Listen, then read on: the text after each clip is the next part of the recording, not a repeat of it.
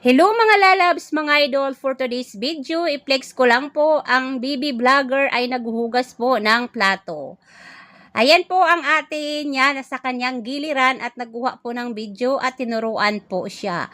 Ayan po, nilagyan po niya ng sabon para po daw mawala yung mga mantika at malinis daw din po daw yung plato. Ayan po, mikos-mikos daw niya yun para mawala po talaga yung mantika at lagyan na po niya ng tubig para malinis po. Ayan po, malapit na po siya matapos. Kutsara po, lagyan po niya ng tubig. Ayan po, tingin-tingin siya sa ate niya. Para po, ayan, tinuruan po siya sa kanyang ate at lagyan daw po ng sabon. Huwag po daw damihan. Ayan po, nakasimangot po talaga ang BB Vlogger niyo. Kaya, dahan-dahan lang po siya dyan. Pero, yung mukha niya guys, nakasimangot na po talaga.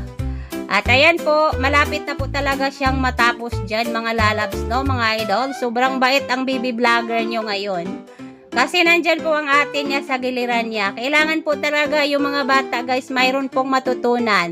Para paglaki nila guys at mag-asawa na sila, marunong na po sila sa gawaing bahay. Charot. Ayan po, tinitingnan po niya po kung mayroon pa bang dumi. Ayan po, sa wakas, sabi niya po, natapos na daw din po siya. At ayan po, tapos na po talaga ang ginagawa niya. Hugasan niya muna yung lababo kasi mayroong mga sabon.